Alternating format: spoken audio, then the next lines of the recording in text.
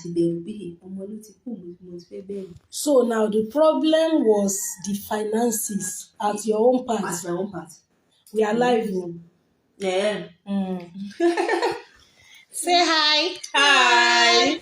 So actually we are having some general discussion. So and it's been a while I come live. So she has been on our live stream before, Miss Aliyu Kifayat, right? Yeah. Now say good afternoon to everyone. Good afternoon. I'm eating beans. Come and join me. Oh, we are having fun. We are relaxing. So now we are trying to say that we are trying to have a discussion that okay, àwọn obìnrin tó yẹ pé wọ́n máa ń dúró sínú abusive relationship pé kí ló máa ń fà á. So based on experience, she was now saying that some people yẹn pé àwọn míì wà tó yẹ pé torí okó ni pé kì í ṣe gbogbo torí pé wọ́n báwo lẹ ṣe sọ ná. Yes. Obviously, a lot of there are different reasons to it. Okay. Number one, finances ni. Obìnrin mi ò ti wà used to pé kọ́kọ́ ọmọ provide kó mọ oúnjẹ sílé. Okay. Kó mọ raṣọ fóun lọ́rùn, kó mọ tọ́jú àwọn ọmọ, kó mọ pocket wàrà àwọn àbí kó mọ ṣe makeup, kó mọ ṣe cosmetics, ó ti wà used to that already. So ó lè jẹ́ yẹn is sometimes financial problem pé bó lòun ṣe wá fẹ́ bẹ̀rẹ̀ kó mọ sanwó ilé, àwọn ọmọ babies ara àwọn kó mọ oúnjẹ sílé. Ìbẹ̀rù yẹn gan-an fáwọn obìnrin mi kò fẹ́ wọn yìí fẹ́ rò pé màá wá fi ọkọ yìí lẹ̀ gbogbo nǹkan tó bá ṣàǹgbé wa tó bá ṣàti ń oúnjẹ sílé o kò bá mọ lù mí kò bá mọ wálé ká mọ rí kódó àbí ká mọ ṣe kankan ṣe tó ṣàti mọ oúnjẹ sílé ó ti mọ rán ọmọ ní school kì í ṣàti wà bẹ́ẹ̀ understand ìwọ́n lè wá wà bẹ́ẹ̀ bíi chair dẹjọ kó lè kọkàn wá nulẹ̀ àmọ́ òun ni ó mọ tọ́jú gbogbo nǹkan tẹ́ bá nídìí. ẹ̀bẹ̀ àwọn lè mọ ní emotional connection pẹ̀lú ẹ lè mọ wà happy kódà kó mọ wálé kẹ mọ wà happy understand you don't have the marital feeling that you are married but kó ṣàti mọ oúnjẹ sílé understand kó mọ sanwó bills so asa mo manage ẹ lọ. kódà àwọn míì wà tẹ́ pé obìnrin yẹn ó ń ṣiṣẹ́ tó dẹ̀ wà financial. bẹ́ẹ̀ni à ń bá bọ̀ náà ni ṣé wàá rí even bẹ́ẹ̀ ṣe jẹ́ yìí mo like nǹkan tí station ti ti hàn àbí ká sọ pé channel ti ti ń fi yàtọ̀ tí mo fi like ẹni pé you are very open and sincere. So marriage and relationship people wọ́n ẹ̀mọ̀ kan tó mọ̀ sọ fáwọn obìnrin ìtàlẹ̀ tó bá mọ̀ pé ọ̀lẹ́ ọ̀sùn yes kò sẹ́ni tó mọ̀ pé ìtàlẹ̀ and for you to be successful generally whether you are a woman or a man for you to be successful you have to be hardworking and have knowledgeable be a person of value and all. But wà mo sọ fáwọn obìnrin pé tó bá ṣàti sanwó tó bá ti tọ́jú ilé tó bá ṣàti oúnjẹ sílé tó ń tọ́jú àwọn ọmọ you are not concerned about the emotional status of a woman. Okay fún àwọn tó ń ṣiṣẹ́. So àwọn nǹkan tó ń ṣiṣẹ́. àwọn the other side wọn kọ́ bẹ́ẹ̀ pé wọ́n ń ṣiṣẹ́. That is finances. Now another part again tó máa ń jẹ́ káwọn obìnrin kan wà níbẹ̀ is the sex. àwọn míì torí okó ni bá ń gbádùn sex and this is very true because it's a situation that I passed through. So it's not as if èmi ò sọ pé bẹ́ẹ̀ sex ló jẹ́ kí maybe I stayed put for a longer period of time but this is very true because after I came out of the abusive relationship mo research a lot of videos even all these American counselors wọ́n mọ̀ sọ pé obìnrin mọ̀ wà easily attached to that sex and in multiple ways. In me ó lè jẹ́ pé as a woman that is loyal.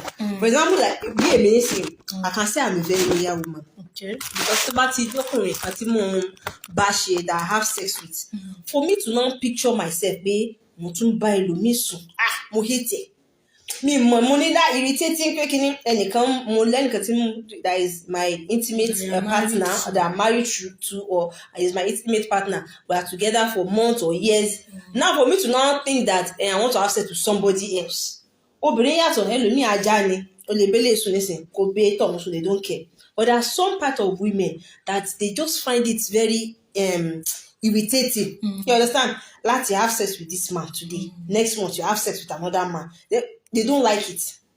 That is one. The another one ni pé nǹkan they are sex yẹn bóyá ọkùnrin yẹn wọ́n fún wọn gan. bó ṣe máa ń bá wọn ṣe. knock wọn maybe bóyá maybe is either rough or maybe they just like the way it is. wọ́n dẹ̀ ní kẹ́ni tí ò bá ti rí ilẹ̀ oko bàbá ẹlòmíì yóò ní oko bàbá títí ẹ̀ ló dáa. So bóyá bí màá yẹn ṣe máa ń treat wọn ṣe máa ń fún wọn ní that aggressive sex or hard sex they enjoy it and they just feel like no any other man can satisfy them like that man. So kò bá àwọn lù wọ́n lórí sex yẹn, kò bá àwọn màtí tí wọ́n kó mọ́ fún wọn lówó kẹ́pẹ́ àwọn làwọn náà ń bọ̀ gan. wọ́n á ṣàjòkó tí ó wọ́n á jòkó tó kó yẹn. torí okó ni torí èèyàn kan sẹ́yìn fídíò kan sí mi lánàá ṣe rí fídíò yẹn máa yẹn everyday in fact àwọn neighbor gan testify to the fact pé láti bí ọdún 4 ní tí mọ́ náà pátá lásán ni woman yẹn wọ̀ jáde fídíò yẹn wà lórí péjì. ẹ wá mọ̀ gan-an ó lè ná tán nísìkan wọlé kó wá mọ̀ bá a sùn. yóò tún gbà fún. fíìmù tí mo sọ fún yín wá American film I don't know bóyá àwọn audience wa lè ti mọ fíìmù yẹn tẹ́lẹ̀ it's an American movie. woman yìí ìgbà tọkọ ẹ wá kó she's a lawyer it's an American movie ó rà pé ti bímọ 2 or so àwọn ọmọ yẹn mọ rí bó ṣe mọ lu ìyá wọn tó bá wá lù ú tán níbi orí lùlù náà ti mọ have sex ó lè lù ú tán kó ti ju ẹ̀jẹ̀ ń bí kó wá gbé ẹnu ẹ̀ báyìí kó gbé kó wá mọ kíìsì ẹ̀ ibi tí sex yẹn á ti so ìgbà tí màá yẹn wá kú woman yẹn ti wà addicted to that kind of that's a violent sex violent sex so gbogbo àwọn ọkùnrin tó ń meet gbogbo wọn fẹ́ mọ treat with romantic normal treatment kò enjoy ẹ̀ mọ́ she's not looking for that kind of sexual life tó bá have sex with lé lónìí yóò rí pé tó bá gbogbo ó ti look too simple for her she wants that violent sex mental problem. So it's not a mental problem that needs a lot of mental cure mental counseling gbogbo ẹ̀ kó tó come back to normal. As okay, in your own case now, what actually was the driving force for you to okay, I have 4 kids and their father is doing like this to me. What was the driving force or what actually motivated you to stay in the first place and later agree to just stay away? What made me stay? Let me just be sincere. It was my family. I knew that nínú ilé mi nílùú Ìlọrin kò sẹ́ni tó gbà kò sẹ́ni tó tẹ̀ sọ pé ọbẹ̀ kò lọ́kọ̀. My mom is late. My dad is also late. So gbogbo bí mo ṣe lọ mọ sunkún bá wọn pé ọkùnrin yìí mọ́ mi mo mọ̀ rí ogun ibi táwọn tó ibi tèmi àjẹ́ tí mo sùn obìnrin ló gbé wá lónìí tó tún pariwo mọ́ mi mo fọ pátá obìnrin mo ṣe kinní. They will continue telling you the story of ọmọ forítì náà ni wípé àwọn náà kódà àwọn máa ń gbé omi sí ilé ìwẹ̀ fún alẹ́ kìnnìkan. So àwọn gbogbo wọn kò sẹ́ni tó fẹ́ fèsì mi pé óyá káfí óyá já ṣe báyìí já lọ ṣe torí gbogbo wọn náà kò sẹ́ni tó jẹ́ mọ́mì mi àbí most of them they my step mom ọ̀dà tàbí àwọn ń kù mi so gbogbo wọn máa fẹ́ feel like àfẹ́ sọ̀rọ̀ ju kó mọ̀ wá lọ dípà wà lára ní kókó ní ọkọ so ó wá kó èmi nìkan èmi dẹ̀ ní first mom èmi ṣe to understand lẹ́yìn àwọn step sisters gbogbo ẹ be careful ìbẹ̀lẹ̀ fẹ́ tọ̀lẹ̀ sí. Okay. Ṣé ìbínú audience like this? Okay. I hope you are still with us. Sorry. So àwọn family mi ò ní gbà lára kọ̀ọ̀kan pé ọ̀fẹ́ dálé mo sú wọ́n fẹ́ dálé mo lọ fẹ́ gbé gbà rárá o kì ní kan báyẹn. So I knew they were going to be against it. So number 2 èmi náà ti rò pé Ọlọ́run mo wá fẹ́ bẹ̀rẹ̀ I have 2 twin sets ìbejì méjì ìbejì alákọ̀ọ́kọ́ they were even like a year plus tí mo tún fi ní oyún àwọn ẹlẹ́kejì so I have rondo more or less like quadruples. It was very how will I finance them how will I take care of them and this man that we are talking about is a narcissist even in the marriage gan kọ́ ọ̀tẹ̀ tí kò àti mo sọ fún ẹ pé ẹni tó bá fẹ́ lọ kó mọ lọ obìnrin pọ̀ and then tó bá ti pọ̀. wọ́n ní kí ni táìtù movie yẹn. American movie. Honestly, I cannot remember. Ṣó ti pẹ́ ni. Kò tí pẹ́. American movie, I can't remember the title. Mi ìrántí ó ti pẹ́ tèmi náà ti wò. Àmọ́ sọ fún ẹ later. Bá ti research máa mọ title ẹ̀. So, gbogbo ìgbà náà ó máa sọ pé ẹni tó bá tẹ̀ ti kú òní òun ti kú ònu. Even during the divorce when they were trying to talk about, he said that the children will not inherit from him. He has removed them from his children. What does he have? Yeah, I don't know. That is very funny. Because if my children will not even need from what I will build for them and what they will build for themselves, they will not need it. Even if I thought they will be given, they will not need it. So now, àwa tá máa wonder pé okay, ẹni tán ní náà báyìí kí lè tó tún fi jókòó síbẹ̀. Ṣé mọ̀ pé before kan tó dẹ̀ lówó life kìíní tó dẹ̀ wà àti kó tó ní parents tó give àwọn point kan pé ọ̀pọ̀lọpọ̀ wọn pé torí oko ni o is a mental attachment. It's a mental attachment. Because I keep on wondering pé kí ló ń ṣẹlẹ̀ at least ibi tó ti ọmọ kékeré gan ibi wọn ní wá gbà kàrà wá gbà dúdú lọmọdé fi mojú ẹ̀. tẹ́ bá rí ẹni tó bá mọ follow àwọn relationship talks dáadáa ẹ máa rí even all these whites they usually say that most percentage of women they like violent love àwọn obìnrin like because they are used to it. or maybe the way the environment, bóyá daddy wọn àbí anything in the environment they act like that and their mothers or whatever has been accepting it. So at the point they start seeing it as normal. So tó bá ti dàgbà tọkùnrin kan bá ti treat wọn with violence, they start seeing it as a normal thing. You understand? And they love, most women even love violent relationship. Everybody mean right from gbogbo ṣe boyfriend and girlfriend. Wàá máa rí pé boyfriend yẹn ń kóbìnrin mi. Ó máa parọ́ fún ẹ pé rárá ìwọ gangan ni wọ́n ni main chick. Wàá mọ̀ rí pé ó ń post obìnrin mi lórí status. Wàá mọ̀ rí pé nǹkan kan mi ṣe. Á dẹ̀ máa parọ́ fún ọ, á dẹ̀ máa gbà á. You understand? Ó dà ìgbà tẹ̀yìn ìgbà tẹ̀ wà ń bẹ̀. At what point? Okay, ṣé oko wà lára tó jẹ́ kẹ́yìn fi dúró ń gbà yín? Let me think about it. So oko wà ń bẹ̀ báyìí. Because honestly, you cannot imagine yourself having a romantic relationship with another man. Someone else. That's one thing for me. Mo mọ̀ rò pé ṣé màá wá lọ for me to even think wá mọ̀ kan ni then this man is an afa bí àwọn afa àtọmọṣe so àwọn different women like I told you earlier I said on 3 occasions I've opened the door to my matrimonial bedroom and I found him with another woman. In fact, he was naked and the woman was naked. Yes. On 3 different occasions. And one occasion, I even had to, maybe it was intentional, they packed some lingeries and pants. Àwọn bí sexy wears yẹn, bí nightwear àti pint, ó pack sínú aṣọ ẹ̀ tí mo fẹ́ fọ̀. Bàtẹ́ mi tú aṣọ sí tí mo fẹ́ fọ̀, mo rí àwọn pint ẹ̀, mo sì jí mo lọ fún. Wọ́n bínú jàre. Ta ló sọ bẹ́ẹ̀? Your husband. My ex-husband náà ni. Mo bínú, mo ní kò sí wàhálà. Pátá wà ní sọ. Ẹ̀yin rí pé nǹkan tó ń ṣe ò dábẹ̀ torí pé ẹ̀ fi pé torí oko. Kì í ṣe torí oko that's what I want nǹkan tí mo fẹ́ rárá o nǹkan tí mo fẹ́ explain rárá ni. So I want to tell the truth to the world today. Nǹkan tó ṣẹlẹ̀ nígbà ní there was a period of time pé gbogbo àtàwọn girls yẹn wá. I was a very young girl. But I got married at the age of 22 or 23.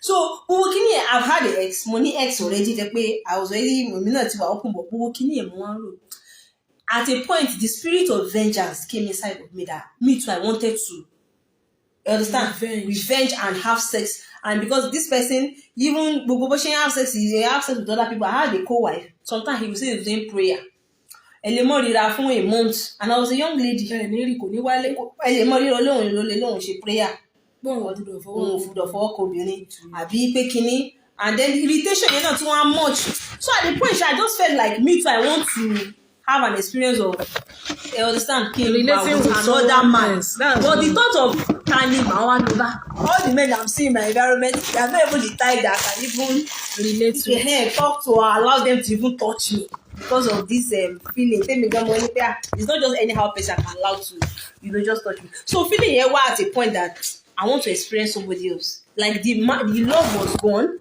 I already felt heated. I felt like, Moboye really understand me. Oh yeah. Like I wanted to retaliate that. You won't have sex anyhow, and you are Islamic priest. You be preaching. It's not good to do zina. It's not good to do, and you are doing it. Me too. Let me do it now. Okay. The day you came in that you met him naked with another woman, what was his reaction?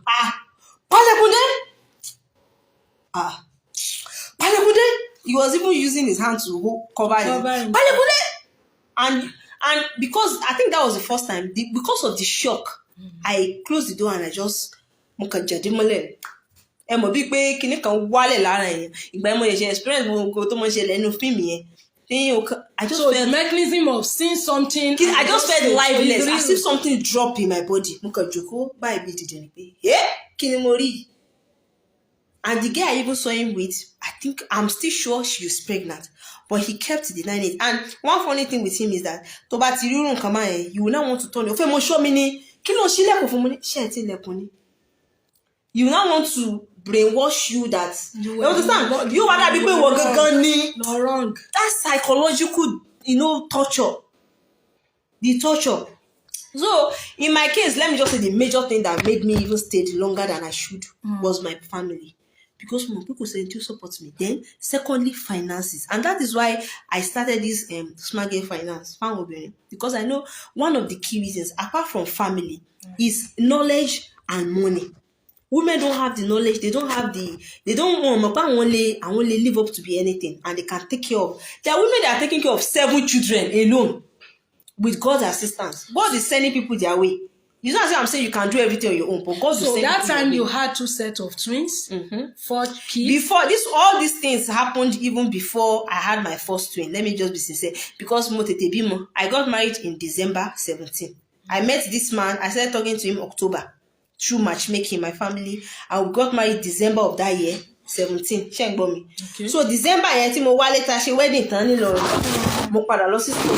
Ìgbà tí màá fi padà lọ sí school ní January, I was already pregnant. Okay. Sorry, so my first twin were around just 7 months. We will carry on. Premature. Yes.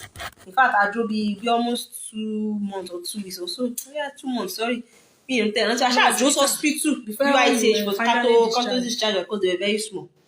So money first twin be the first 7 months of marriage. We could bear at all. So it was immediately I got married, I started having children, and our first thing, you know, went dagba lo titi. So all my first year was in Sokoto.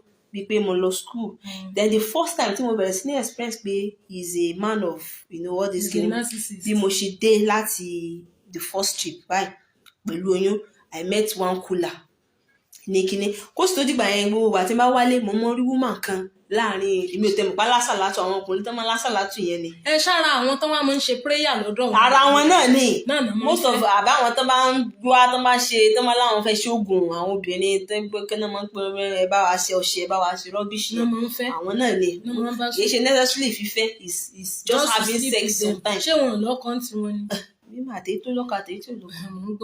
So the first experience was I met that woman's cooler to fi oúnjẹ wá, and I've seen that cooler before, and mo ti attach cooler yẹn mọ́ ojú yẹn. So mo á bi and pé kò sí as a new wife and you have a co-wife. Àwọn ẹnìkan fẹ́ máa attach mọ́ ẹni lágbájá ló mọ̀ ní ẹ̀wọ̀n gbogbo nǹkan. Cooler yẹn ṣàwá wà ń bẹ̀. Mo á rí pé òun náà ti furọ wá gbé cooler yẹn wá lọ gbé sẹ́gbẹ̀ẹ́ ibì kan. tó mi sá sọ kankan gbà tó yá mo á ń gbálẹ̀ níjọ́ kan mo á ṣàwọ̀ ṣé kúlà yìí wà ní kóun bèbí ni mo á gbé mo á ní ta ló ní kúlà yìí bóyá ó ti wá mọ̀ pé bóyá ó ti ń fi pé bí àwọn tó fún mi àbí kankan bó ṣe dáhùn níjà tẹ́lẹ̀ kí ló gbé padà síbi tó ti gbé kí ni lórí kúlà pé kí ni ló gbé kúlà fún and just within the first year ó ti bẹ̀rẹ̀ sí ó dẹ̀ mọ̀ bí kéèyàn mọ̀ react pé bóyá mo try to confront òun fún kíní that was where the issue happened. And just because of that small issue ó sì gbé kúlà yẹn ó dẹ̀ lọ gbé sí àárín center table ipe ìsídà kémi jáde fún kúlà yẹn ò ní jáde. Meanwhile that center table was even my center table because I was already okay as a single lady. It was even my things that make up the room, my furniture no make up yàrá yẹn. So it was in fact it's from that time gan ni issues bẹ̀rẹ̀ sí ní ṣẹlẹ̀. I told my aunties that bye. You know that oppression at the early stage of marriage, Lucy. You started that oppression. Ìjọ́ wo ni day one jẹ́ kọ́kọ́ feel pé this person is oppressing you or that you saw a negative reaction from him? I think it's... Was it ọjọ́ tẹ́ bá wọn pẹ̀lú èèyàn tó... No, èyí tó wà ní òhùn yẹn that was even maybe the second year. He has already started gbogbo látòrí kúlà yẹn pé àfi tèmi ò bá jáde kúlà yẹn table yẹn ni ó wà and the cooler was there on my center table in my living room for more than a week. Èsì gbọ́dọ̀ sọ̀rọ̀. Ẹni àwọn tó máa ń ṣiṣẹ́ àdúrà ló gbé wá. Àní iye woman àlè ni. And this woman, she's in fact even towards the end of the marriage, there was even some ode tí woman yẹn ṣe that èmi àti ìyálé agbọ́dọ̀ attended. It was even his car. No fi park nǹkan tó woman yẹn máa fi ṣe nǹkan. Wọ́n àti mọ̀pá lè ní. Ó máa ra Shoprite gbogbo àwọn ìyàwó tààrí meat pie jẹ wọ́n pín ẹyọ kọ̀ọ̀kan lé wa lọ́wọ́ wọ́n pín ẹyọ kọ̀ọ̀kan lé àwọn ọmọ náà lọ́wọ́ àti bá mi ogun èṣù nígbà táwọn àwọn so ẹ̀yin náà ti accept faith ní pẹ̀tọ́ gbogbo èyí tí mo sọ fún yìí gbogbo àwọn pé mo ṣẹ̀ṣẹ̀ rí kíní that was the first year or second year gbogbo third year fourth year kódà kóbìnrin mo wọlé báyìí èmi ò tẹ ẹsẹ̀ náà lè kọ́ ẹ̀jẹ̀ ẹ̀rọra èrò kankan mímọ́ ẹ mọ̀ bí kéèyàn ti swallow ẹ̀. But like I told you, what even now made me tell you, turn on back your and if God has a plan for your life, you are going, you understand. Koda, this man with his habit and all, ask for me time in a bed, in Bava Lodi, be at a battery soften in Lodi, I bet him Bava Lodi time in my day, by the time you my lock leco. Tawi, I may but my mouse in Sala Sika Kiri for a week or 2 weeks, my mouse from Kakiri. Tawi, you in Batik being a pay and beba at Tiparija. Àwọn family mi wọ́n mọ̀ kúnlẹ̀ wọ́n mọ̀ bẹ̀bẹ̀ ni mọ̀ understand like but gbogbo wọn náà nǹkan tán ṣe ni pé àfẹ́ kó dálé mọ́ṣú àdìfẹ́ and me psychologically mo ti ń di dìdìrìn torí ìtẹ̀ mọ̀ kan tí mò ń ṣe mọ́. I just feel like I was wasting my life and I had to just accept that lifestyle bíi pé mi ní choice bẹ́ẹ̀ mi ó sì lo tèmi ní. mo gbà tó lóun as God will have it kí ló wá ṣẹlẹ̀ àárẹ̀ bẹ̀rẹ̀ because ẹ mọ̀ pé psychological kìíní yìí ó máa ń reflect physically tó bá ti dé peak kan mo bẹ̀rẹ̀ sí ní ṣàrẹ̀ tẹ́ pé they will take me from one hospital to the other they will take me from one máa gbé mi láti hospital yìí lọ síbí wọn ò rí kankan tó ń ṣe mí. ìgbà yẹn ti ní second twin yín gbà yẹn. mo ti ní second twin. ó ti di mẹ́rin. mo dẹ̀ ti ṣe family planning. ẹ ṣe family planning ẹ tún lóyún twin. no nígbà tí mo ní second twin mo ti ṣáré lọ sí family planning àwọn àǹtí mi náà ló já mi sí pé ọkùnrin yìí pẹ̀lú bí ṣe lọ yìí àwọn ọmọ gan ẹ̀kan ní labatiraṣọ léyà ìwọ tó jẹ́ àwọn tá a tún tó pé competition pẹ̀lú ìyálé bóyá ìyá òun ní ìyá àǹtí ẹ̀ èmi ò ní ìyá ẹ̀ ní bàbá àmọ́ sáré pé àwọn ọmọ tèmi ní ó look good jù nígbà náwó àná yáwó èmi ní ìmúra jù you see that lifestyle èmi ní ìmúra jù it's crazy very crazy lifestyle competition ọkọ òsì fún yín kankan bóyá at what point did you now realize that you needed to move on with your life and become a better person? I did not realize it at any point. It's God that just planned it and that's where I'm going to. But tó bẹ̀rẹ̀ sí ní rẹ̀ mí wọ́n bẹ̀rẹ̀ sí tó bá rẹ̀ mí sí tó bá tó dàgbò fẹ́ wà òkè tán tún gbé mi lọ sílé ààrẹ ìyá tún bẹ̀rẹ̀ àwọn sisters mi wá ń wá àwọn àbúrò mi tó jẹ́ ọmọ ìyá lórí mi ní first born mọ́ èmi àwọn àbúrò mi wá láti Sokoto torí Sokoto la dàgbà sí wọ́n wá bẹ̀rẹ̀ sí ní gbé pẹ̀lú wa but kan tó wá ṣẹlẹ̀ ni pé wọ́n ìjọ yẹn ó ti wá sọ ó mọ 6 phone lọ́wọ́ mi ni kò ra Android phone fún mi rí èyí tó tún rà tó wọ́n jù bẹ́ẹ̀ rà àwọn torchlight yìí ó wá ní phone kan tí brother mi bá mi rà ó tún wá sísè kò í fẹ́ pé kí n wo online máa fún àyẹ̀nẹ́ ìmí tí mo ń rí ibi téyìn òde pé kí mo wà online ó lè sísè ó lè ní bá mú fóònù yẹn ó lè gbà fún 2 months ó lè ìyáálé gan ò ní irú fóònù òun tẹ̀ kí ẹ̀ tí òun is not even the educated type so ó lè sísè fún mi ó lè ní kíní be like a secondary school understand so at that point in time my phone was seized so yẹn so àbúrò mi wà lára tó bá fẹ́ bá mi sọ̀rọ̀ fún ìyáálé mi ó fi pè mí pé bó ló tún rí mo lè tún ní kíní ẹ wo gbogbo àwọn gbẹ́rẹ́ yìí àwọn gbẹ́rẹ́ tí wọ́n sín fún mi nù yóò wá mọ sí gbẹ́rẹ́ tó bá sí gbẹ́rẹ́ yóò kó gbẹ̀ sí wọ́n fún mi ní àwọn epo ibi àwọn kíní igi ṣé kára yín fi yá. wọ́n ní ó ní spiritual problem ní problem mi pé òun ò lè náwó hospital mọ́ psychological ó ní òun ò lè náwó hospital mọ́ pé wọ́n mọ̀ lo ọ̀ǹtú àti àwọn kíní dúdúdúdú powder tó bá ti gún kíní tó máa ń gún àwọn tó máa ń jó ó wàá fi sínú kíní àwọn epo igi wọ́n fi epo sí yóò pọ̀fọ̀pọ̀fọ̀ èmi ga ìmọ̀ye sweat ìgbà míì tí má kàn jáde báyìí láàárọ̀ bẹ́ẹ̀ mo lọ kí torí environment ibi tá à ń gbé tẹ́lẹ̀ family house ó súnmọ́ family house mi mo lọ kí àwọn ọmọ bẹ́ẹ̀ kò sí kankan láàárọ̀ ẹ̀bùn mi ní 100 ẹ̀bùn mi 200 kó tó di pé ó tún gbé mi kó ń bẹ̀ lọ tí mo ń gbé pẹ̀lú ìyáálé tí n bá dé lé ní kí n mọ fi ìhó màálù àwọn àfáà tẹ̀ mọ́ rí hùn me I even hate that apharism. mo sọ yẹn okay now the point I should not go into that part. At what point did you now say okay let me just be myself. That's what I'm getting to. ṣé àwọn ọmọdé fáwọn pé àwọn ọmọ yín ti pọ̀ àbí pé lè dá wọn tọ́jú àbí pé lè live láì dóko kí làwọn nǹkan tẹ́ ẹ fi feel pé you needed to stay apart from the fact that to stay in the marriage nígbà yẹn before you kúkúmá agree to leave. Those were the two major reasons my family and how finances. So it's not necessarily the sex side of it. Because you know, see, before we live the discussion, you were trying to say that I want can work. Yes, I was asking that was as per my research. Man, stay okay. New research me, but my divorce time, I was making a lot of research. I was seeing a lot of movies on financially abusive marriages, and most of the movies I want teachings research movie. Some women stay because of their addiction to the sex with the man.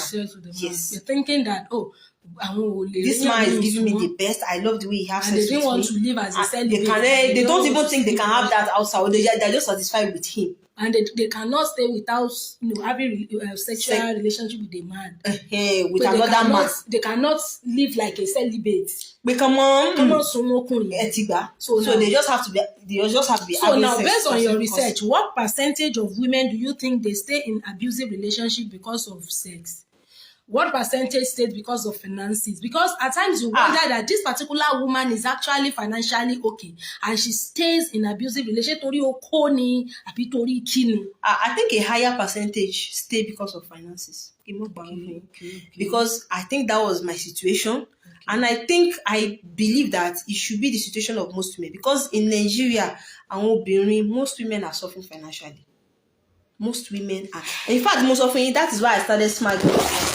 Today, you need to gain knowledge, you have to be valuable, you have to make money for yourself. Only that is Muslim afar for you. Many of them don't take good care of their wife.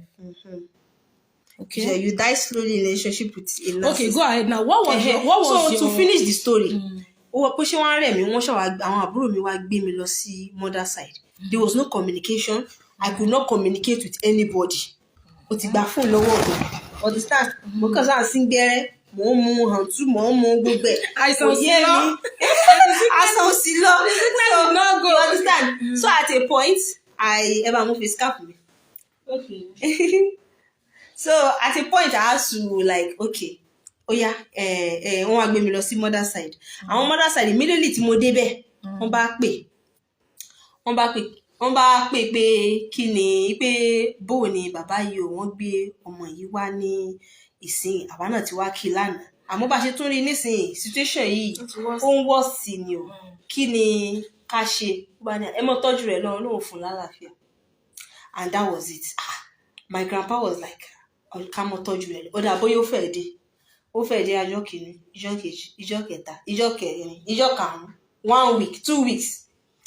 Ara mi ti ń yá, àwọn náà ti ṣàdúrà, àwọn tó fún mi drip, wọ́n ṣe gbogbo ẹ̀. But in that environment I think I was now getting better. Àwọn family, àwọn mother side ní pé àwọn ò ní lọ bẹ̀ torí my mother side is from Ọjàgbọ́rọ̀, around the Pataya. Àwọn fẹ́ tan mọ́ bí àwọn Fulani side, so they can be very Gambari. Wọ́n lè wà very strict. Then my mother side, àwọn náà súnmọ́ family house títí ẹ̀ tó jẹ́ àwọn Òkìlélè. Àwọn sì lọ ń bẹ̀bẹ̀ pé ẹ dákun, you understand, bó ṣe ń fọmọ bẹ̀bẹ̀. Àwọn ilé nípa àwọn ò lè fọmọ bẹ̀bẹ̀ o, tẹ́yìn bá lè lọ mọ̀ pé àwọn ò fọmọ tọrọ fún. Táwa lọ mọ bẹ̀ every time. My grandpa said the last time tí mo lọ bẹ̀ náà, ọtí ọmọ wa lóun ti sun mọ́ọ̀sì àdúgbò fún 4 days. Ṣé àfọmọ bẹ̀ ọ́ ni? Tó wá fi tí ọmọ síta wọ́n sun mọ́ọ̀sì àdúgbò wá kọ́ àwọn ọmọ ẹ̀ lọ bá ìyálé. Kí ló lè ṣe fún ọ? Kí ni mo mọ̀ ṣe? Ó mọ̀ ní mo mọ̀ pé dé ládòde ni. Èmi sì pamọ́ra pé tó jẹ́ mọ́ lọ mo sọ fáwọn èèyàn. Ojoojúmọ́ àwọn èèyàn náà wà bá bẹ̀bẹ̀. Sójú òní mọ̀ tìyàn. Bàbá wa ní lọ́tẹ̀ yìí o, èmi ò ní lọ bẹ̀. Àwọn father side ni wọ́n lọ ń bẹ̀. Wọ́n tún ṣẹlẹ̀ pé àwọn father side ìgbà tán tún lọ bẹ̀. Wọ́n wá ní kán mọ́ mú mi wá ní time kan. Time tó wà ní kán mú mi wá yẹn, the previous day, àwọn àǹtí mi ní mother house. Àwọn ti pè, wọ́n ti bú.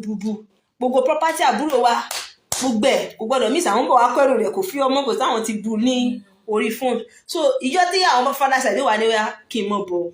Èmi náà lọ bá ọkọ rẹ̀ ti ní ká mọ̀ bọ̀ wá ní ọ̀la àbóní o. Wọ́n bá gbé mi déwájú ó ní láéláé, èmi ò tún lo extra 2 weeks. Torí àwọn àǹtí mi ní mother house wọ́n bú òun. Bọ́lá ṣe tì mí jáde nìyẹn o. So that was when you now decided. At that point, I just felt, kí ni wàhálà báyìí? Kí ni, because you already show pé you are using yourself to beg. Understand? A lot of women will have still pushed through. There were a lot of things that I was already thinking, a lot of things I was seeing. A lot of possibilities with my life. You can do this now, Kafi. You can. Kí ló ní tó fi push, and we kept on like that. Only after 2 weeks. Only after Igba. At a point, I just felt, no, I'm not going back again. And I made that decision. So those times that you were with your people that they took you for treatment, you were not seeing your twins like your children? I did not. No. Gbogbo I was seeing them. But ó wà ní ọ̀dọ̀ àwọn, ó wà lọ́dọ̀ ìyálé. And nǹkan tó wá mú mi file for divorce, that made me file for divorce, was a day tí mo lọ rí àwọn ọmọ yẹn. Wọ́n wá ní àwọn ọmọ yẹn tẹ́ bá òní ó jẹ́ ọjọ́ ńlá. Very good. Ṣé yóò dá fún yín? Mo fi picture yẹn hàn yín àbí? Kò sẹ́ni tí ó rí picture yẹn tó mi ẹkún ò ní bọ́ lójú wọn. Àwọn mi irun wá ti turn brown, orí wá tóbi, gbogbo ribs wọn báyìí ó hàn, ikùn wá fàṣọkọ, because they are so little. Gbogbo wọn náà kéré. Àwọn older twins, maybe they're just 3 years old or 3 years old. So our first set of twins tẹ níyẹn ọdún mélòó ni wọ́n tẹ fi bí twins mi? They were just like close to 2 years. Tí mo fi bí 7 months lẹ fi lóyún wọn. They were just close to 2 years tí mo fi bí àwọn. So they gbogbo wọn kéré, wọ́n ti wá ẹmọ kò sí tọ́jú wọn. Mo rí wọn báyìí, mo dẹ̀ ń wu bí pé wọ́n lù mí. Ìjọ tí mo rí wọn, mo wá kúnlẹ̀ wípé yẹn wọ́n wá sún púpẹ̀ Ọlọ́run. ọmọ tó tẹ sáwọn ọmọ ní téèyàn bí rè. kò sí abiyamọ gbé yẹn pé àtijọ́ yẹn mo tún wá pé ìjọ yẹn tí mo tún wá rí wọn sì wà on the road pé kìnìkan tó ṣe sọ àwọn family ti tiẹ̀ ló wá ó lóun ní wálé wa kò sẹ́ni kankan tó ń fẹ́ wá bá lé wa and that has been his principle pé kí kankan wá ṣẹlẹ̀ kó wá gbé ara rẹ̀ wálé wa ó mọ ń ríra ẹ̀ pé so àwọn family mi náà dẹ̀ ti mọ̀ àwọn náà kàn sọ pé all of them they know him but àwọn náà sá pé ọmọ mọ̀dálé mo ṣe understand kó mọ̀dálé mo ṣe náà. so now the idea of ṣáàjòkó bẹ́ẹ̀ kọ́ mọ́ bá kò sẹ́ni tínú wọn dùn mọ́ wọ́n ti mọ̀ pé this man is something else pé but tó ẹ mọ̀ wọ́n kàn ní sáà bí wọ́n ṣe yàn nù. mọ̀ sí that attitude tó àgbélébù ti tiẹ̀ you understand ọlọ́mọ kọ́ àgbélébù tí ò dá mọ́ wa iṣẹ́ ò mọ̀ sí àwọn ìyàwó àfẹ́ ìṣiṣẹ́ iṣẹ́ wò lẹ́fẹ́ mọ̀ sí lẹ́yìn àwọn ọmọ ilé kí ó tẹ́ dáná iṣẹ́ yín ni pé kẹ́ ti gbé kòkó orin sórí yàrá kẹ́ dáná fáwọn ọmọ yàtọ̀ àwọn ọmọ ilé kí ó iṣẹ́ wo ló ń ṣe àti kẹ́ ti ṣe àṣejẹ. I don't think you cannot work. I'm a graduate now. Mo serve now. At what point did you now say, okay, I can actually do this thing and be financially free? Okay by myself. Okay, ìgbà tí ìjọ yẹn tí mo wá láwọn ọmọ yẹn mo sọ fún àwọn elder brothers tán wálé táwọn náà sá àwọn mọ̀lẹ́bí ẹ̀ ń try o even up till now àwọn mọ̀lẹ́bí ẹ̀ ń try o but him and that's one thing with men mi ò ní family ló ń fẹ́ ọkọ̀ọ̀kan ló ń fẹ́ it's a lie o. Yes, family ó wà important but there will be a point pé ọkùnrin míì tó bá fẹ́ gan ọkùnrin tó bá tẹ̀ fẹ́ gan the determining factor ọkùnrin tó bá stand gan tí family gan bá lóun fẹ́ gbógun tí ò níwọ̀nba náà rí or penetrate. So how easy was it for you to be able to detach from him? Ṣé àwọn ìwà yẹn ló detach ọkàn yín? Ṣé mọ̀ pé àwọn obìnrin míì wà tó yẹ pé studies told us that when you are sexually attracted to a man or you are having intercourse with him, you'll be mentally, physically, and psychologically attached to him due to our hormones that were involved and all of that. This is fury. Now, based on the practical aspect, kí ni nǹkan point wo lẹ́yìn bẹ̀rẹ̀ sí ń detach? Ṣé àwọn ìwà tó ń wù yẹn ló detach yín ni? Àbí the fact pé kàn feel pé kò fẹ́ràn yín? Àbí or you think thought within yourself pé you can actually make it without him? Okay. What actually was the driving force that drove you away from him? Spiritually, forget about the spiritual. Looking at the physical aspect, the scientific aspect, the psychological aspect, because I want to believe that once you are with a man, you have sexual relationship with him, you bond with him. There's a bond. You bond with him. That's what study says. Now, this time around, the practical aspect, kí ló jẹ́ kó rọ̀ yín lọ́rùn? I know it might not be easy, but what actually detached you? There was nothing difficult there, Auntie Bose. Kò sí kankan tó difficult there because I'm telling you that this man was oppressing me, and you are expecting me to be in love with him. Even the sex, even before it was just big bang and shit. The sex was not intimate. I was not in love. So ọkàn yín gan ti kúrò. Ọkùnrin tí mo rí tóbìnrin wọlé, different obìnrin wọlé. Even if we have sex, you say, yeah, my lord, there was nothing again. Because see, me, I don't know. The feelings was not there. It's just like, okay, this Asia, there's this story of this Pharaoh and his wife. You know, she was his wife, but she knew that he was an oppressor. I understand? Ultimately, this person, I knew that this man was oppressing me and could see me in this sorrow. Even if he's standing here, so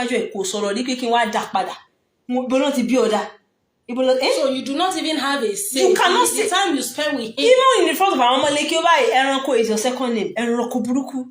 And you cannot talk back. If you talk back, you are a disrespectful wife, you're a bad wife. You know how it is in Ilorin now. So now, and maybe because of the way I was brought up in the northern place. So I believe a woman should be. We don't know how to pick a man sorrow, boy, woman. We don't know that. And because of the way he acts, the way he's shrewd and this Bible as our tyrant's attitude of him, and you cannot face him at all. All of this in him before you get married. Our courtship was very short. Like how many months? Any 2 months of a year. I had the ex. My brother, ọ̀rẹ́ mi kan ló ṣe wedding lọ fà tí mo fi wálé ní year yẹn. Mo lọ wedding yẹn mi ni mo ṣe bestie. Mo wá yà lọ́rin. Ìlọrin tí mo wá yà mo ní kí wá kí àwọn people mi ká tó padà sọ́fà ká tó wá mo lọ sí Sokoto ni auntie brought her up as with my mom. So ẹ máa gbá Hausa ni. Àgbà Hausa. So bí mi ṣe wá sí Ìlọrin mo wá lọ kí elder brother mi tí mo wá lọ kí àwọn ọmọ wa ni wọ́n ní àwọn ọmọ wọn wà lẹ́kìó àwọn ọmọ ọmọdé ẹ̀bùn wọn ní nǹkan bí mo ṣe wá ń bọ̀ wọ́n wá ní ká ya ilé kí ó yẹn ilé kí ó ta wá yà ni mo ti rí ilé kí o rẹ̀ ní àwọn ọmọ lọ ẹ̀gbọ́n yín lọ. bí mo ṣe That rí was nìyẹn. November. No, that was in fact that was 2 years ẹ ṣáà mo gbọ́. Okay. So bó ṣe wá bá àwọn ọmọ nìkan àìjẹ ẹbùn àwa nìkan náà kí nìkan mo tẹ̀lé àfáà ẹ̀mọ́ bínú ẹ understand mo ṣáà ṣọ́nù obìnrin. After 2 years ṣé ẹ gbọ́ mi báyìí after 2 years of that time ni elder brother mi wá ń pè mí pé àfáà yìí ò mọ̀ jẹ́ kí òun gbádùn kìnìkan àwọn fẹ́ fún un ní nọ́mbà rẹ̀ kìnìkan ìwọ náà lọ́mọ bọ̀bọ̀ ó dáa ó ṣe kìnì ẹ understand àmọ́ ti níyàwó àmọ́ kìnìkan. And that time àwọn ọ̀rẹ́ mi èyí tí mo sọ pé mo lọ ṣe bestie ẹ̀ she got married at the age of 20. Èmi I was already 22 years plus. I was feeling as if I was old. All my friends are married. Ṣé mo pé environment ni everything. Nísìnyí mo ṣẹ̀ṣẹ̀ mọ̀ pé mo kéré gan mo kíbo ni mo rush lọ. Imagine. After 2 years yẹn wọ́n wá fún ní nọ́mbà ẹ̀ wọ́n wá fún ní nọ́mbà mi ní October ending. October ending yẹn mo rántí pé mo ti ṣe birthday mi tán because my birthday is October 24th. Wọ́n wá fún mi ní nọ́mbà àwájọ share number. After I think that October we started talking and we got married December. The rushing was too much. Ó wá tún ní guardian mi kan mọ́mí Aisha second wife làwọn náà níbi tí mò ń gbé ní Sokoto àwọn náà tún wá encourage me kò mí ni ṣèbẹ́jọ́ mọ́ gbé ní ọ̀tọ̀ọ̀tọ̀ ni. So environment matters when you want to choose the people you are relating with when you want to choose a life partner is very important. Torí mo rí pé kíní yẹn that relationship not that I'm saying the woman did a bad thing but ẹni tí mò ń bá ṣe ń gbà yẹn ni woman yẹn so I'm not blaming her because at least I'm still I know I'm responsible but the environment still wọ́n ní part ti wọn when you are choosing or when you are making a decision. So she was part of those that kò ní big deal ìyàwó ẹlẹ́kejì kìnìkan àní gbogbo ìgbà yẹn náà mo fún máa yẹn náà ní fóònù ó máa ń bá wọn sọ̀rọ̀ yóò bù wọ́n ní nǹkan ó máa bù wọ́n ní nǹkan báyẹn so wọ́n ṣàbẹ̀rẹ̀ sí ní sọ̀rọ̀ gbogbo ẹ̀ bá ṣe ìṣìyàwó ní December 17 yẹn. So it was around just 1 month plus. Okay. All right. So now when did you now decided to leave completely? Like, okay, you want to have your peace because you thought your life was going down, it was deteriorating. During that àárẹ̀ yẹn náà ni gbà tó dẹ̀ tún sọ pé yóò lò oṣù méjì yóò lò kíní kan there was now a time níbo tára mi ti yá tó ní yóò lò oṣù méjì ẹni sọ fún kó bá mú fóònù mi ó takú kò fẹ́ gbé fóònù lẹ̀ ó ní tó bá gbé fóònù kalẹ̀ kán wá kó gbẹrù mi. He knows how to threaten you understand bá mú fóònù mi small phone báyìí náà sáyé lè rà fún mi tí mo ṣe welcome back bá mú Android phone mi màá ṣàmọ rí nǹkan ṣe bó ṣe àwọn online kíní màá bẹ̀rẹ̀ sí ni mo ṣe ó lóun ò lè tán sí nǹkan tí ó bá mú òun gbé fóònù kalẹ̀ kán wá kó ẹrù mi òun náà fẹ́ mi mọ́ and he's used to that all those I think most of those are used to that they are used to telling their wife that pé èmi náà tó bá lè lọ mọ́ lọ kì í sí they will tell you that as if tó bá lè yọ òjàmọ́ kankan tó bá lè mọ́ lọ́wọ́ lọ so fóònù kò gbé fóònù lè pàtà ṣáà dé court ló tún gbé fóònù lẹ̀ àdé court ló tún gbé fóònù mi kalẹ̀ gbé fóònù mi and it was even after like 8 months or 9 months ni mo tó lọ kó ẹrù. So it was not difficult for me to unbond. Okay, it was not difficult because you were not even. It was not difficult for me to unbond. How will you love somebody that is oppressing you? So pé it's different thing pé kọ́kọ́ ọmọ kẹjọ ọmọ ọkọ tẹ́pọ̀ ń bú ọ̀wọ́ náà lè bú tiẹ̀ padà pé fi mí lẹ̀ ẹ̀yìn àti tani. Eléyìí jẹ́ pé tó bá sọ̀rọ̀ kankan gan ọmọ sọ bí ẹrú ni ọ̀ nílé sọ̀rọ̀ as if you are caged. Yeah, I don't know, maybe my situation is different from other, but me I felt as if I was caged. Bí pé yẹn wà caged, bí pé ọ̀ lè sọ̀rọ̀ bí pé so during the time you spent with him with the 2-month courtship and the 3 years union 3 years plus yẹn kò kanlẹ̀ sí any time that you bond with him or you have this kind of having good relationship. No. You talk even like when you have a friend you definitely talk you discuss with your friend and all of that. Kò sí time tẹ kàn jọ fi sùn. That's you that pé àwọn wo movie kan lẹ́ẹ̀kan tí mo ti woman yẹn sọ pé that was even saying even why that speaking about that I can mi mo ṣe kọ́kọ́ marry because I think I was brought up in the north so I know how all this packaging mo like àwọn lingeries yìí I can sometimes ó kàn lè wọ̀ mí lórí mo lè bí irú table yìí mo lè da white cloth kí n ṣe cake kí n ra wine so I know how to make all these I'll just wear lingerie just to look seductive do all this pampering okay let me massage you but gbogbo kinní yẹn ó mọ sú obìnrin ẹ pé tó bá ti ń rí i pé she's putting see when there's a marriage and only one party is putting effort to make the marriage sweet and interesting till the other party is not putting effort, is not even appreciating the effort, you get frustrated easily. So gbogbo àwọn nǹkan tí ẹ̀yin ń ṣe just to spice up the relationship and all of that is not appreciating it at times. Whether he appreciates it at that moment, very nice one, but the appreciation goes beyond your words and your oral talk and fine girl or something like that. It goes beyond that. When it one same pamper or there's no birthday. Even before I left, the last birthday I did throw pillows. Even with gbogbo pé mò ń rí pé kinní, me I'm just the type of woman that I like to anybody tí mo bá wà pẹ̀lú, I like to just impress you to make myself unforgettable. Me mo understand. Educated. Is he educated? He went to NC. No, not kì í ṣe pé grand NC yẹn náà bí pé but pé going to school gangba mi kò determine pé kọkùnrin wà caring. But to some extent tó bá ṣì wà educated, education ṣì máa though we understand that there are some educated illiterate. Educated so pé ó máa lọ léèwé èmi ni PA is the tó bá ṣe maulud or anything, I'm the one that handles, maybe that's why he sees my phone. Tí bá fẹ́ create content, I'm the one that will create content for him, do all these things.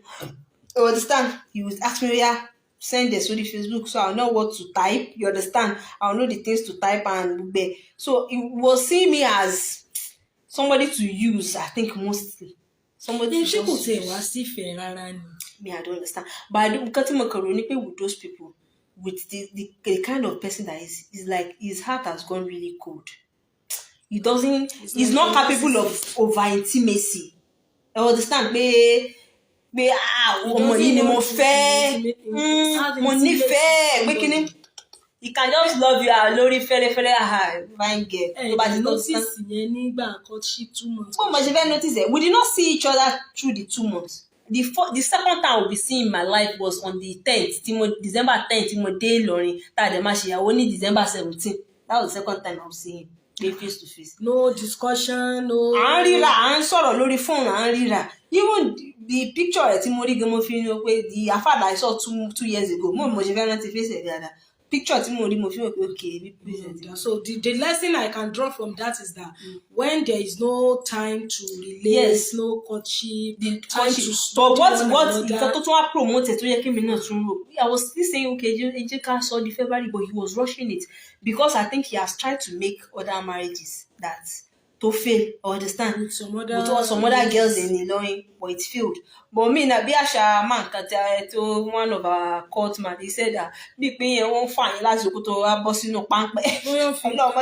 Ọlọ́mọjà. So now the point is what was your what motivated you to decide to leave? Ṣé mo pé nǹkan tó bring about this discussion gan nígbà tẹ́ sọ pé ọ̀pọ̀lọpọ̀ àwọn obìnrin míì tán náà wọ́n yẹn ipe torí okó náà ṣe dúró. So mo wá sọ pé tó lówó ara ẹ̀ o tó lè dá bọ́ọ̀rọ̀ tó lè tọ́jú àrẹ pé okó ni mo wá fi ń béèrè pé during your own time what actually made you to stay the little time tẹ́ fi stay. So now the point is àwọn míì wà jẹ́ pé wọ́n lè dára wọn tọ́jú níṣẹ́ ọmọdé wọ́n sì rò pé àwọn lè dára wọn tọ́jú. wọ́n sì rò pé àwọn lè tọ́jú ara wọn now. What do you now think that, if I leave, I'll definitely be okay? And now that, God is helping you, what do you think actually gave you this kind of confidence to say, okay, even whatever, come what may, I want to have my peace? Okay. So, you mean even after the divorce? No, how was I strong to feel with 4 children, 2 twins, and all of that? Okay, after the divorce, come to gain custody of money. He even said, gain custody of money. He has given me that, and the children will not inherit for him. What was the age of each of the twins? I think they were just the older one was around 3 years plus, and one Kiki were just 2 years plus, or maybe 2 years. Okay, 1 year's gap. Lower land before settled. 1 year and few months. Okay. Lower land. So, kanto batasha she custody yẹn tèmi lọ kó àwọn ọmọ. Ṣé before in his house. Ṣiṣẹ́ kí ni. So kí lẹ fi wá fi òpẹ lè cope pẹ̀lú ọmọ mẹ́rin láì níṣẹ́. But kí n tó fẹ́, before I got married to him, my education was very fast. Mo ti bẹ̀rẹ̀ sí ní ṣiṣẹ́ and start earning salary at the age of 17. Before I married him, I was already using a car. I was very okay. Wallahi, in fact, some of my things, my generator, my AC, I sold it in his house. He sold my. I'm not exposing it. I'm just trying to say that I was okay as a very young girl. I was earning very well, and I have enough. So did you now resign? In Sokoto now, I had to resign and come to Ilorin. Okay. So finally, ni mo wà. Tí a ṣe wedding yẹn, mo sọ pé mo padà lọ Sokoto lọ ṣe exam. So it was in his house that I served. Okay. So I served in his house, and I think that was it. Daddy mi kú ní year tí mo serve yẹn. Okay. Daddy mi dẹ̀ ti ń plan pé ó láwọn ẹnìkan tán. Tóun náà dẹ̀ ti sọ pé òun náà ní àwọn ẹnìkan because wọn bí dá nígbà tí daddy mi wà láyé kó sọ pé mi ní ṣiṣẹ́. With what I passed through. My mom died when I was in SS2. Àwọn school yẹn fún mi scholarship. Láti àwọn school yẹn mo ṣe parí báyìí mo bẹ̀rẹ̀ sí ní ṣiṣẹ́ teaching. I was able to small pẹ̀lú àwọn connection mọ́ èmi tán help wa. Èmi náà mo lọ school mo further àwọn àbúrò mi gbogbo àwọn help ara wa pàṣẹ wọn Sokoto yẹn. So now what gave you the confidence that I could do it? That you could no, do it? I'm getting because to that. That's where people miss I'm if getting they to lose that. their life. If they're Now the confidence came from my previous life. Because I've been making. I took care of myself. I saw myself through school. But when you were seeing yourself through, so what make you think you can still make it with 4 kids? I just felt like she can't see Johnny. Thousands have been millions in it. I've been okay at a point in my life, so I can still be okay. So whether it's with children or not, then you are see my family house money want to for me. I have a place of my own that I can stay. The place is okay for me and my children to stay at least to start something from. And I felt like people were even calling me that only lati lo kwa omo yi o le fa omo yi kale. You understand? And when I brought the children, my grandpa won le sọ ọ̀rọ̀ mi ju la ilaha illallah. Tó bá tún wá àwọn ọmọ yìí wọ́n tún ní la ilaha. Ṣé báwo ọmọ ṣe rí? Tó bá tún wò wọ́n lọ wọ́n tún ní la ilaha. Báwo la ọmọ ṣe rí báyìí? Oba Adeyemi Eni, my question is, what pushed you into getting married to him at the first instance? She's from the north. Àwọn ará north, once you reach, say 16, 17, 18. They will say go and àwọn dẹ̀ 122. Àwọn táwọn àbí lọ pé ọba pé 40. Tó ọba níṣẹ́ lọ. Ọ ní di rúlé. And my dad, not èmi nìkan ni dad mo ìmì bí fún daddy. So she felt like daddy maybe like kí n mọ bọ̀ wá sí bíbí. Kí n mọ bọ̀ wá lọrin. So he was mo ṣe tún wá gbọ́ pé bí brother mi sọ fún pé ẹni ìfẹ́ kàfáyà kìíní kan they were like who da kìíní kan understand. And you know the very people wọ́n máa ń àwọn àfáà bíi ọlọ́run náà máa ń gbé wọn pé hey àfáà. So grandpa was not saying la ilaha. When he saw àti wọn pa àwọn ọmọdé ní mother side grandpa from my mother side wọ́n bá rí àwọn ọmọ báyìí wọ́n bá sọ pé láàyè wọ́n sọ pé wọ́n tún ní láàyè ọmọ yẹn ti. I took that picture and I kept it for future purpose. My picture. There's nobody that will see that picture and will not share tears. Bí àwọn ọmọ tó máa ń gbé nínú àwọn desert tó máa ń fi picture wọn pé ebi pa wọ́n yẹn. Malnourished children. Bó ṣe rí nìyẹn. Because they were very young. Was that after? Within just 2 months, I think 2 months, tí gbogbo my model máa ń lọ. Tí màá kàn lọ màá lọ rí wọn ní ilé wọn yẹn pé kíní pé wọ́n fẹ́ parí ẹjọ́ tèmi náà padà wálé. Ẹ̀yin ò dẹ̀ kí ń rá àwọn ọmọ yẹn gbà. Mo mọ rí wọn wá ní kán mọ tí wọ́n mọ́nú ilé kán mọ̀ jẹ́ kí n mọ rí wọn mọ́. So gbogbo time tẹ́ ẹ̀ rí wọn. Tí mi rí wọn just for that little span of time wọ́n sì wá change. Màá ọmọ kéèké children that are still very little wọ́n kàn change. Wallahi they just change. Mo rí wọn báyìí mo dẹ̀ wò bí pé wọ́n lù mí ní ẹgbàá pé ọmọ ṣe sáré change báyìí àwọn ọmọ that were always looking beautiful kódà tí ìbá ní kankan pẹ̀lú bá a ṣe níyẹn ìgbà tá a bá ṣe fine bara lọ́dọ̀ ẹni àwọn èèyàn rẹ̀ dẹ̀ wà okay tó dẹ̀ ẹ̀dá brother ẹ̀ tó jẹ́ lawyer wàláì ẹ̀yin ò gbọ́dọ̀ sọ dídá kẹ́yìn wàláì even up till now he still sends their school fees wàláì but since I left this man's house he has never called àwọn ọmọ yìí gbọ́wọ́ ni. Now let's go back to where we are coming from.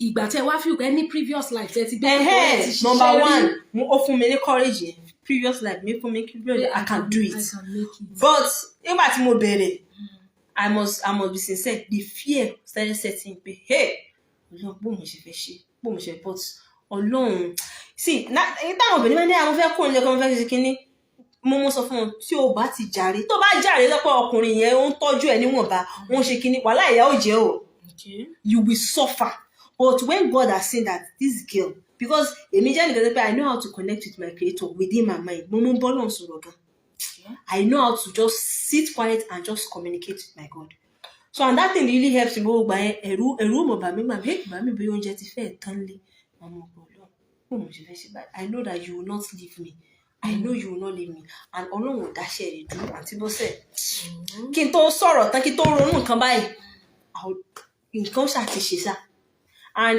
gbogbo pé mo ṣiṣẹ́ gan mo wá ṣe teaching iṣẹ́ teaching tí mo kọ́kọ́ rí bẹ́ẹ̀ àwọn kọ́kọ́ lẹ́wọ̀n mo san 12,000 ní lóṣù kan bẹ́ẹ̀ mo tún rí mi bẹ́ẹ̀ 17,000 oní 17,000 yẹn náà ibi school táwọn ọmọ mi lọ yẹn nìyẹn ní ṣe Supreme Kiddies mi lo ẹ má ṣe free advert fún yẹn mi lo èmi máa ń charge advert mi lo 1 month kí ni 1 month ní táàmù kan èmi tẹ́ pé mi ní tí lo 1 month látún tí mo wá so I think that psychology ó tún drive me I'm not the type that will settle for less tí bá wà níbì kan the last teaching tí mo ṣe was at one school at Sango Caliphate the man even made me his HM mo lọ gba tí teacher ni wọ́n láwọn mọ̀ sí 35 àbẹ́lò bó ṣe bá mi sọ̀rọ̀ ọjọ́ yìí ló ṣe ní no I want you to be my HM nínú interview yẹn wọ́n ní how much will I pay wọ́n ní I'll pay you 45 mo ṣe délé tí mo sọ fún wọn iṣẹ́ ìjọba náà ayé orí rẹ̀ ni táwọn kan ní mo lò táwọn kan mo ní ẹ̀gbọ́n wọ́n ṣe tí wọ́n wọ̀ Paul ló tún ní mo close mo ní mo sọ rí àwọn ọmọ mi ò ti dé láti 3:30 wọ́n ti bọ́jú dè mí jìgìjìgì láàárọ̀ tábà tún délé lálẹ́ ìtumọ̀ sáré dáná àárọ̀ repeat the same thing mo ní ọ̀gbọ́n I don't want this life. So ìgbà tẹ́ kúrò yẹn the thought of having a man having another relationship was not even coming to your mind. The first thing is how to just be okay with your children, how to, or what were you thinking about? Were you thinking of? Because I've always tell people on my platform, pé tó bá mọ̀ pé you fail, maybe you're a single mother, má ronú pé o fẹ́ sáré ní ọkọ àbí relationship mi, go and get a life. So now that you have been in that situation, what were you thinking? Were you thinking of having another man or just taking care of your children and be okay first? Èmi mo ṣe pé ẹ mọ wo question dídáhùn answer mi mo slow but there is always a psychology to answers. Okay.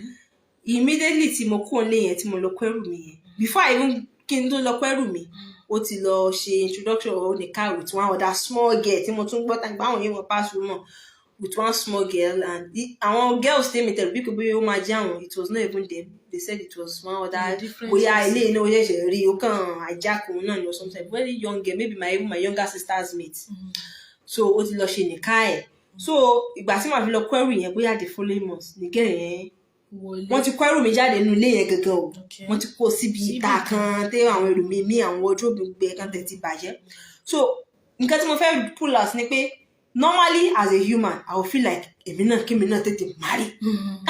èyí tó mọ́ ṣàwọn obìnrin mi nìyẹn ṣùgbọ́n mo ti fẹ́ yàwó mi èmi náà fi ọkọ mi ó ṣe mí o I will not lie I felt it that.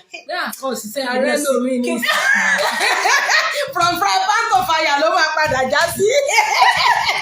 o lè tọkùnrin lè sáré ṣe obìnrin ò lè ṣe wọ́n máa forí kọjá pè mí. èmi náà rọ pé kí mi náà sì lọ́kọ̀ mi àjọ ṣe wíwá sí wedding ńlá níwà mo rí òyìnbó lè rán. But wallahi now with experience I know that and I'm telling you if any woman a single mother is listening to us with experience don't jump into another wedding you don't need it.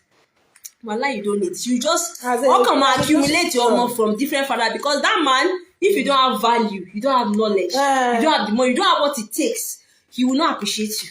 When you appreciate it and you stop still leaving that man and then you don't be jumping around. If you don't show that's why obìnrin máa jump. Two men, one man, nǹkan tó máa ṣẹlẹ̀ nìyẹn because you are rushing that mo tún ti marry bí mo tún ti wà ní ọkọ you don't need that. And before you know it wàá tún ti bímọ fẹ́ nìyẹn. Yóò dà fún yín and your value is decreasing more and more value yẹn decrease. The problem àwọn obìnrin mi feel pé ọkùnrin ló máa bá wọn solve problem ayé o. ẹ ti gbà.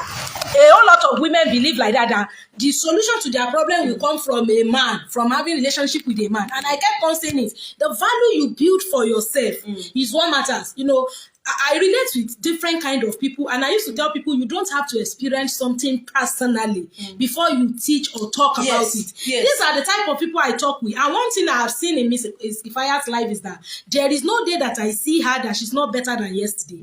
She's always better. Where I met her, we were actually working as a non-governmental organization. Suddenly I got to know that she's now the head of a school, she's headmaster. So one of her friends put to bed. So I was thinking that she will come for the naming ceremony, and I was asking her, how is the school? She said school ke. I've started entrepreneurship and financial education money. I just carry my chair and I sat down. She has come to a stage whereby she become better and better and better. You know, I invited her today because I needed to let her to teach me some certain things, because that is how life's supposed to be. Add value to yourself, become a better version of yourself. Ọkùnrin kankan ló máa bẹ́ẹ̀ solve problem, even if you're a young lady. Ọ̀pọ̀lọpọ̀ ọkùnrin tẹ̀ máa wá. There will be a lot of men. Wá àwọn oríṣiríṣi ọkùnrin. There are even some that will come and give me 2,000. Wọ́n wá rò bí pé, hey, ìyá ń jobìnrin o, especially if you are divorced and you have children. Hey, Ọlọ́run mọ̀ ṣàánú yẹn. Some of them will come and give you ike ọ̀dà rice kan. Yóò wá rò bí pé òun lè. Olóògùn ni o. Orí ìfẹ́ tí bá sọ ẹ̀mọ̀ when I gather information. Mo ti ṣe drama lé wa hùn. Mo ti fi omi, mo ti dálé. This one is like ara ilé mi fa. Ara ilé ta lè pè ní bí distant cousin in my family house. Kí n fẹ́ dákọ̀. My family àbí àwọn bọ̀dá ládùúgbò lé. Ọwọ́ abúmi nìkan o rò bí pé I hate to be vulgar. Mo máa hate to, but ìjọ yẹn mo sọ̀rọ̀ àbí